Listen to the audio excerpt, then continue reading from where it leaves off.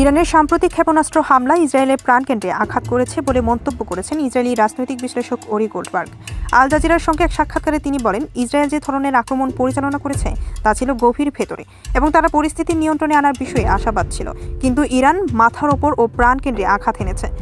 গোল্ডবার্গের ভাষ্য অনুযায়ী সেন্সরশিপ ও তথ্য গোপন রাখার কৌশল নিয়ে সরকারি কর্তৃপক্ষ এগিয়ে যাচ্ছে। তিনি বলেন, ইসরায়েল প্রচার করছে ইরানিরা একটি হাসপাতালকে সরাসরি লক্ষ্য করেছে, যাতে জনগণের মধ্যে এক ধরনের বার্তা দেওয়া যায়। এই হাসপাতালের আশপাশে বেশ কিছু গুরুত্বপূর্ণ সামরিক স্থাপনা ও সদর দফতর রয়েছে। তিনি আরও অভিযোগ করেন, ইসরায়েলীয়রা তাদের সামরিক রেখাগুলোকে সাধারণ আবাসিক এলাকায় সরিয়ে নিয়েছে, যাতে সাংবাদিকতা দমনে সুবিধা হয়। গোল্ডবার্গের মতে, ইসরায়েলি নাগরিকরা সরকারি গণমাধ্যমে বহু তথ্য জানে না। পাশাপাশি আল জাজিরার মতো আন্তর্জাতিক সংবাদ মাধ্যমগুলোও কঠোর সেন্সরশিপের আওতায়। এখানে আমরা গুজব ধীর গতিতে প্রকাশিত প্রতিবেদন দিয়েই বুঝি কিছু যোগ করেন তিনি। তবে তা সত্ত্বেও সিসিজি হিসেবে কিছু খবর ফাঁস হয়ে পড়েছে বলে মন্তব্য করেন। গোল্ডবার্গ মন্তব্য করেন, স্পষ্টভাবে বলা যায় ইরান জোরালোভাবে আক্রমণ চালিয়েছে এবং ইসরায়েলের গুরুত্বপূর্ণ ও তাৎপর্যপূর্ণ এলাকাকেও লক্ষ্যবস্তু করেছে। বিশ্ববাসী এখনও প্রকৃত পরিস্থিতি জানার অধিকার থেকে বঞ্চিত বলে মনে করছেন বিশ্লেষকগণ।